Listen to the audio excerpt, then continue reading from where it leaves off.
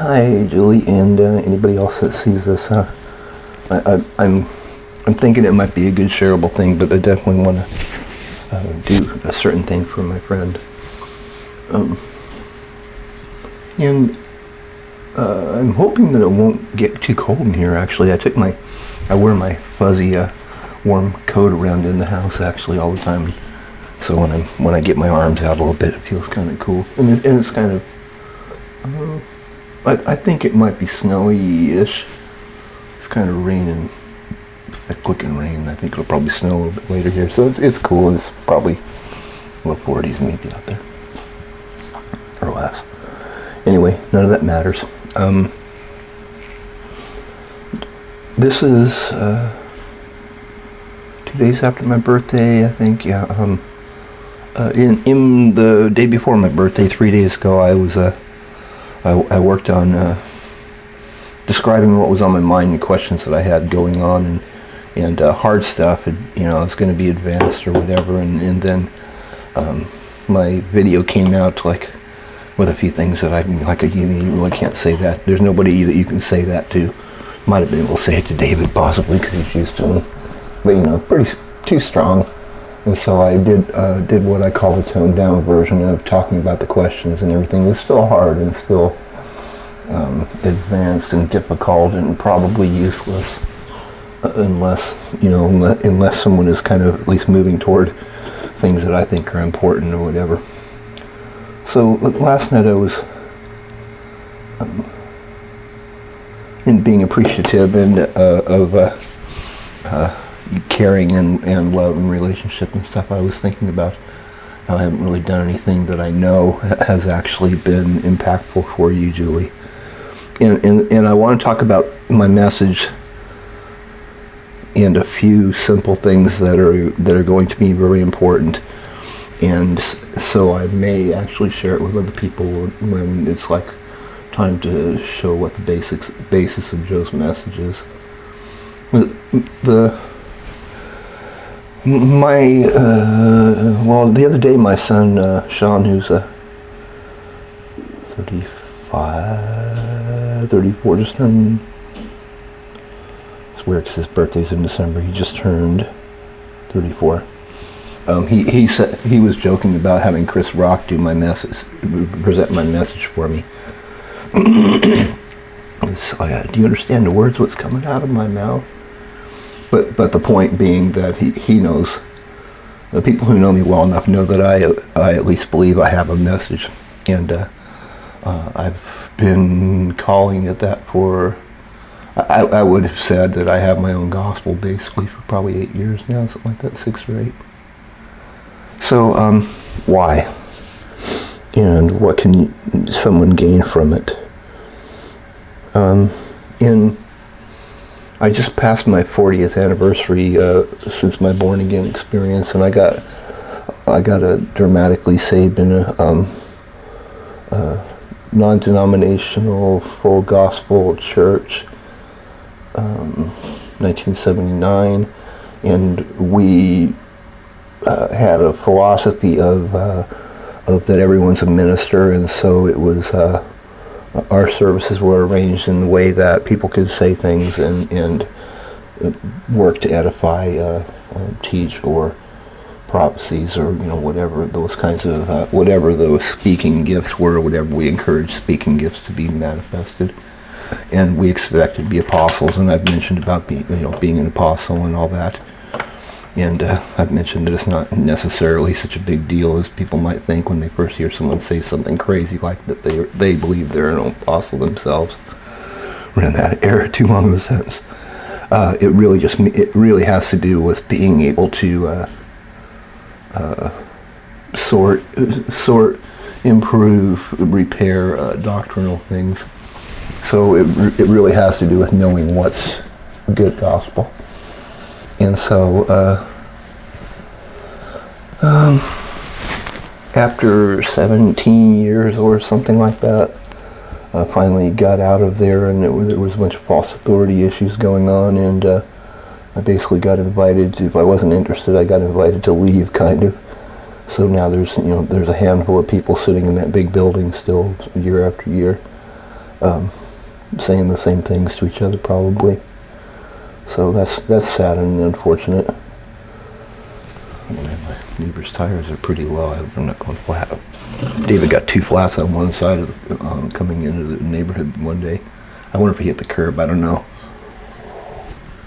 He didn't say he did. But anyway, back to the point. So after 17 years, I left, and 15 years ago or so, my marriage ended, and so I lost my ability to stay in my hometown, and I went down to the coast to live with my brother and my sister-in-law, and we were together for quite a while. And my brother was a brilliant, apostolically gifted word minister, and was into prophecy and healing and things. He was really a pretty powerful minister, actually, and we shared a lot of time together and purified and helped each other with our ideas, and I was in a complete phase, I guess you'd say. I don't know about phase. That implies, implies a shell in this kind of maybe. I was going through the process of completely being retrained and retraining myself concerning authority, and righteousness, and I'll kind of want to describe why that matters, and why it would matter to you, and a couple simple things that really, I'm sorry, can be valuable and would be for someone as an introduction to me. I was telling Sean the other night, I'm pretty sure I can talk to people without dropping bombs on them that'll blow them out of the water. I think I can probably, not say the things that drop jaws and make people leave, But I have a lot of those kinds of things, so I have to try and be careful what I say to people and everything. And there was a lot of offense available for statists, especially, and people who believe in being ruled by the crown and whatever. In the way I was talking about war the other day, so let's go a little bit, a little bit more things that work for everybody and aren't me in my advanced struggles to get my ideas straight. I think I kind of came through a little bit yesterday on what's been a question for me. I guess I can mention it kind of quickly and go back to this in a second, and I'll talk about how it was shown to me that God measures men equally, and some of what that means is going to be what we talk about. And you'll be more expert about righteousness just from listening to this than probably anyone you've met in person.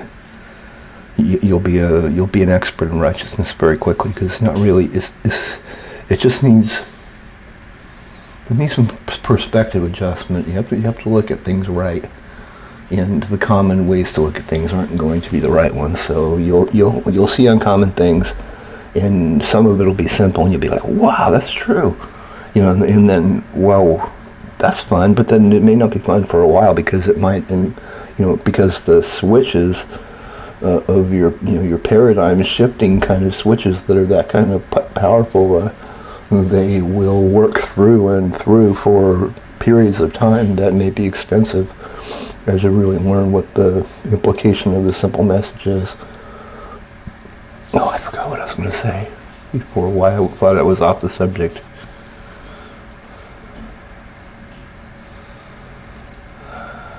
Oops. I was explaining why I was going to go off on a different tangent, and then I forgot what the tangent was. In Port Orford, some of the time I was living at Bob's house, but much of the time I was living in the house that he was remodeling. They had a deal go bad with a criminal kind of guy, and ended up getting the house in a lawsuit, and it was kind of like skeletal. It had walls and everything, but on the inside it really didn't even have walls mostly. The 2x4s were showing and everything, so it was quite, it needed a lot of work, and I lived in that house for a few years at least, at different times, and then when they got it done well enough, and they sold their other house, and we left and we went to the south for a while, lived in Nashville and in Florida for a couple of years, and then got back to the Northwest and back to Port Orford again, and the house get done enough, and Bob and Renee moved into the house, and I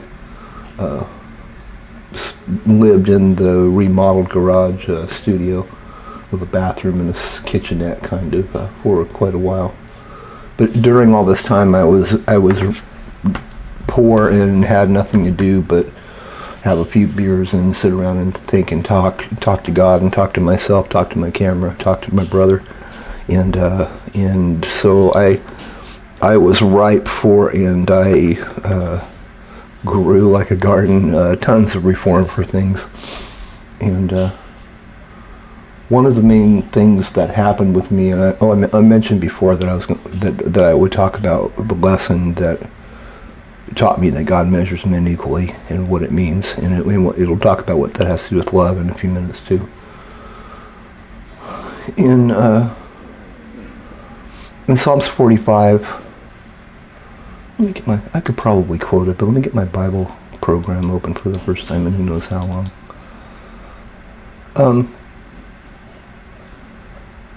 I think I was kind of thinking I might mention that for years and years I believed that if anything was wrong, if anything seemed contradictory or incorrect in the Bible, that the problem was that I didn't understand it well enough. That was my mechanism for believing and supporting canon and saying that everything in the Bible was God, and I've gotten past it because it can't be true.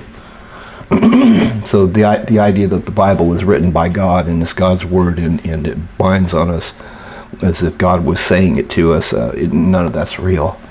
And that's a huge reform in itself, and it's difficult to come to that. It would be difficult for almost everybody to come to that who's cared about the Bible, and to the degree, well, especially to the degree that you study it for hour after hour. So that's fairly important.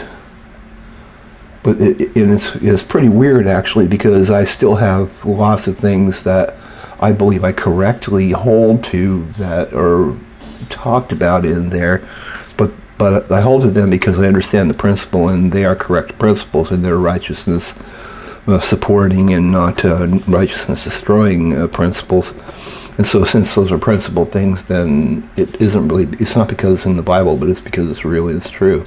So a lot of things that are in the Bible I would say are true, but I would try to watch out that I don't just try to present it as though it's true because it's in the Bible, because it's not true because it's in the Bible. And things that Jesus would have said or any great man says aren't true because they said it. They're true because they're true, and they did well to say it because it was true, but it doesn't mean that it creates any extra credibility for the idea because of the one who's said it or thought to have said it. So so the idea of increasing credibility of things in the Bible, because supposedly God wrote the Bible. God didn't write the Bible, and so even if that idea was a good idea, to try and give extra weight to those things to make them like laws that can't be broken, it's not the right thing to do, and it just doesn't work. So Psalm 45, 6 and 7. So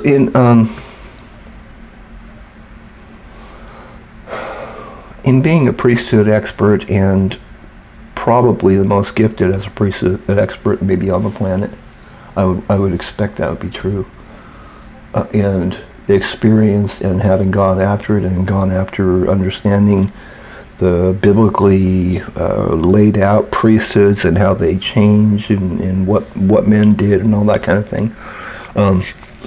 The scripture has a couple places where it deals with the phrase that you're a priest forever after the order of Melchizedek. So Melchizedek is a guy who shows up in Genesis 14 who is a priest of God Most High. God Most High is a name for the Creator. It's El Elyon. I don't pronounce things Hebrewistically.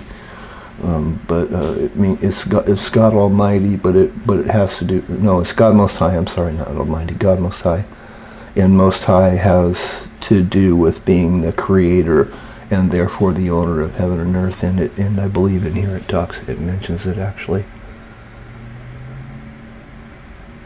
No, in Genesis 14 it would have say it would read somewhere along the lines of he was a priest of God Most High, Melchizedek was. So Jesus is after that order, according to reformative things that come later after Moses, that they would point to show that Jesus isn't a priest after the order of Moses or Aaron, but after Melchizedek, who is not established in a priesthood because of his family lines, because of who he is, or being special. Yeah, it has to do, well, there's things about it. It's a creator, God, creation kind of priesthood.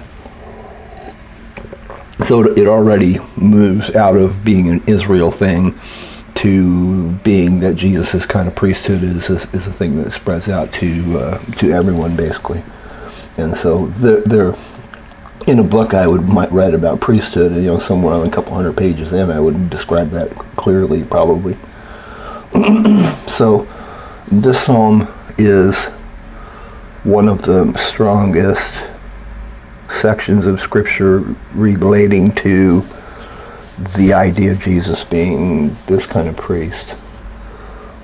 And thy throne, O God, is forever and ever. The scepter of thy kingdom is a right scepter. And you might have seen a right scepter as it's the name of my YouTube page. And it's been kind of like, kind of my handle for a while since these days, back 2005 or 6. You've loved righteousness and hated wickedness, therefore God has anointed you with the oil of gladness above your fellows. So this is believed to be prophetic, speaking how God would be speaking to his son Jesus as a priest after this order. I don't think it mentions Melchizedek in this one, but it's definitely a Melchizedek priesthood defining and clarifying section. So a right scepter. Now we're getting to the simple thing and not talking about things about the Bible that may or may not be interesting to you, but we'll get to some things that matter. 17 minutes, that's a pretty long time to start up.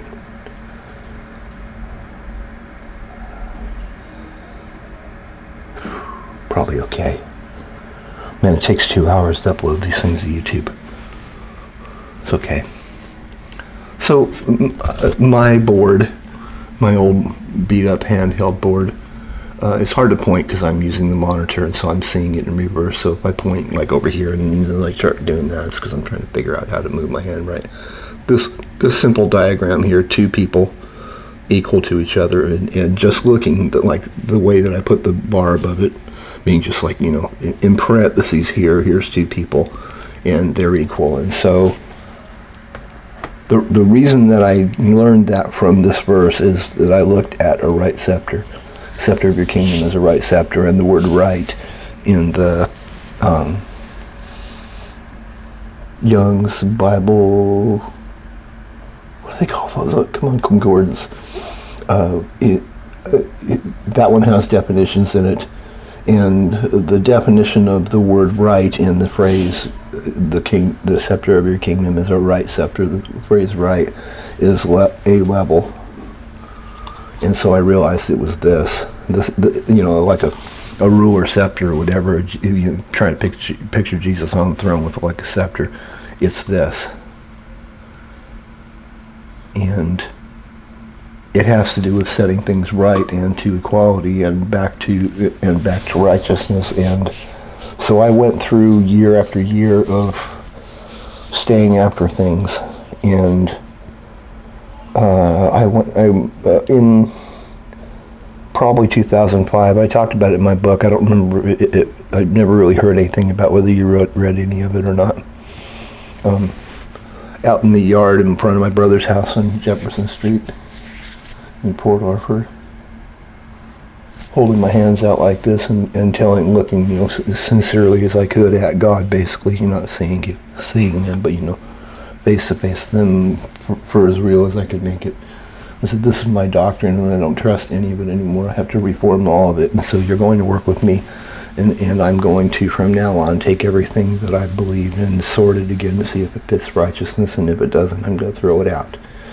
And if God himself in the Bible will look at righteousness, I'll throw that out because I'm not going to have this. Because I knew I had believed a bunch of stuff, a false authority, and all kinds of things that needed work. And when I found out that men are equal like this, I also found out indirectly that a whole bunch of things I believed that had to do with what people believe about people being unequal were wrong, and that I had to sort that stuff out of my world, out of my worldview. So I became really important as a worldview expert, probably because I kept fixing my worldview so much that it became pretty good. And so the two guys, the microcosm of two guys that we're looking at here, we know that they're equal in God's sight and that they're equal valued. Unless something happens to change it, this guy and that guy are equal. And the implication of that is that would extend out open-ended to every man and mankind.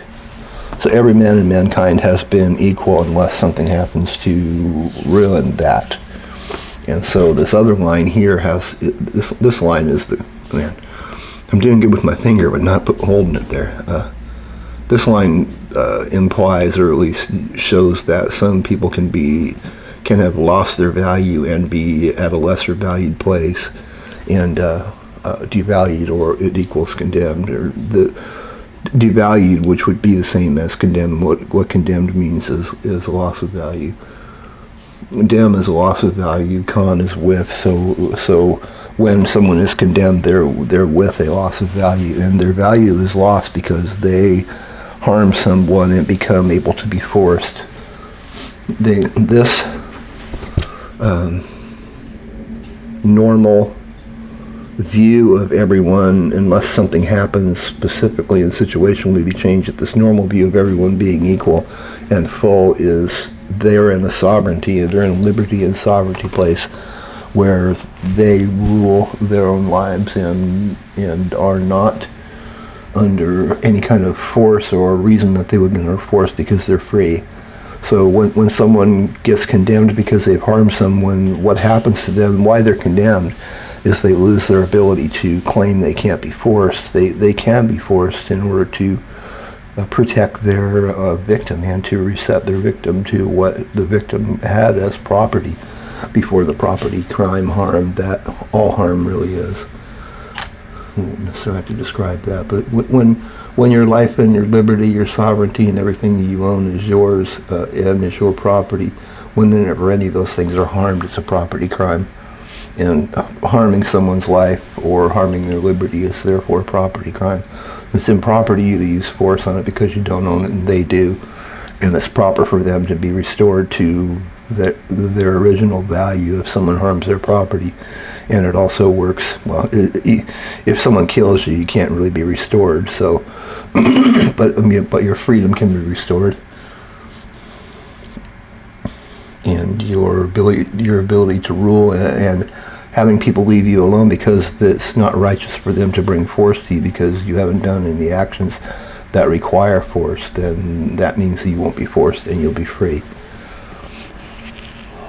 And on the other things on here on the other side, I put A and B. I for a long time I actually called the full value A, and then so any other change in the value was B to me. So you can see the different valuation.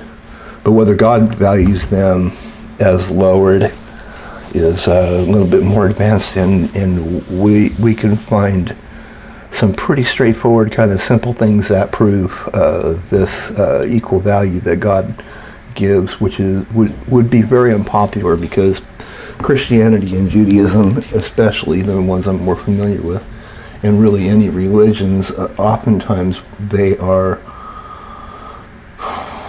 spinning things to their advantage. They want to be more valuable, they want to be special, and therefore people who are not in our group are less valuable and are less special. So that whole unrighteous thing has been the basis of religious problems and sectarianism, separating into cliques or sects. That sounded almost, I think I made it sound correct with the C and T and not the X. So the separation of those things and the fighting and the warring back and forth between them comes out of making an us, which means there's a they. And so if us is this way, then they is down. And so I mentioned in the other video, I don't know if you watched it or not. I'm sorry about being so, dear diary, this is what's hard for me to figure out right now. Should I, how do I see this? And I have some progress made. I might just do another one to kind of wrap it up, because how quickly can I say it?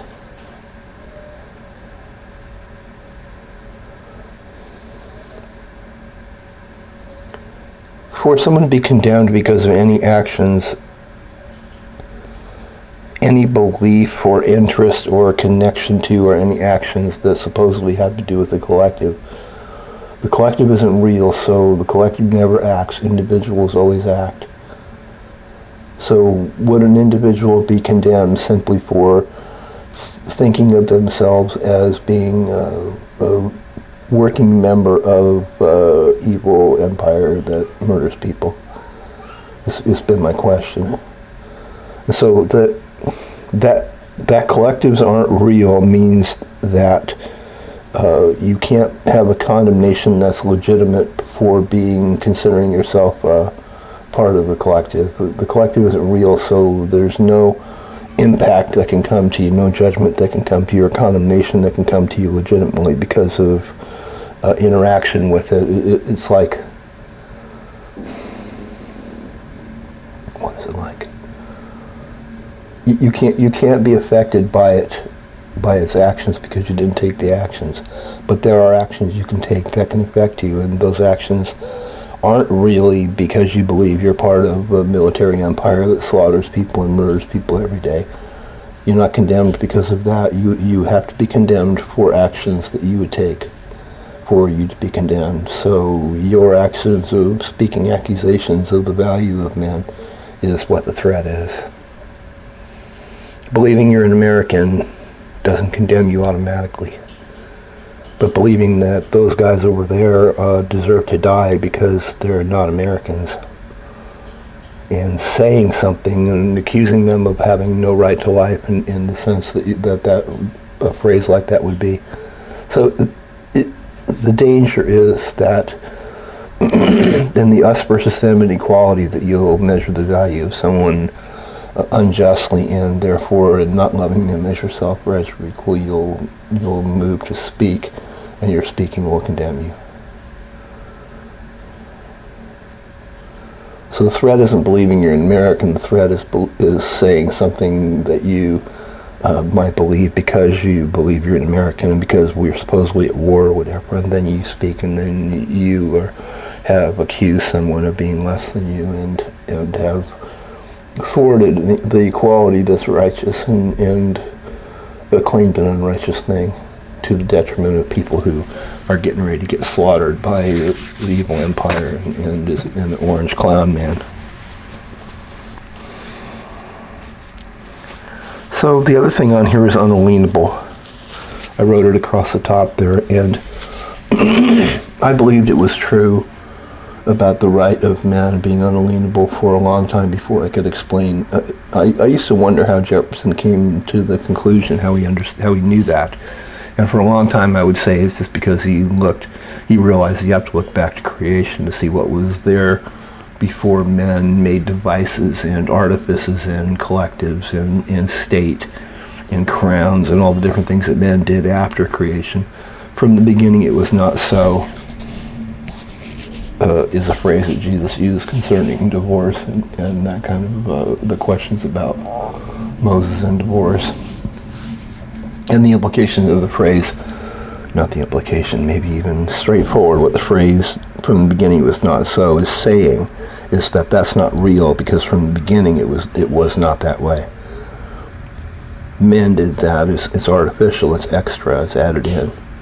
And therefore it doesn't bind on what the creation reality would be before that kind of influence and stuff occurs and happens to you.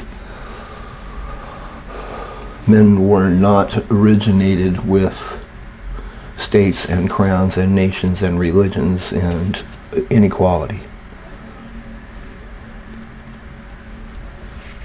So unalienable means that it can't be transferred or alienated from you, or can't be placed under lien. So your right to your life and your sovereignty and your property and the things that you contain that are contained in you, in your person, and what's proper to you, those things cannot be transferred, and they cannot be owed for. A lien, you know the term lien from real estate or whatever, from loans.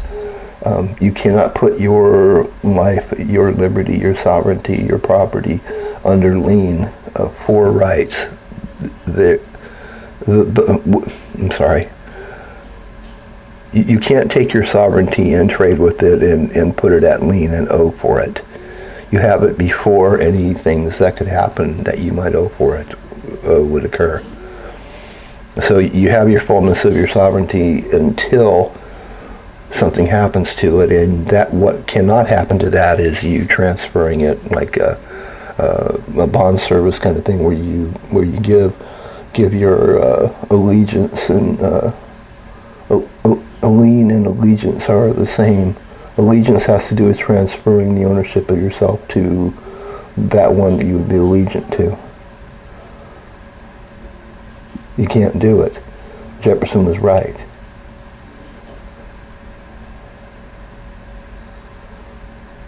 So whenever people do that and believe they've done that and believe they swear their allegiance, or they enter the military and give their life into that, or their control of themselves away, it's unrighteous to do it, and it doesn't because it's not real.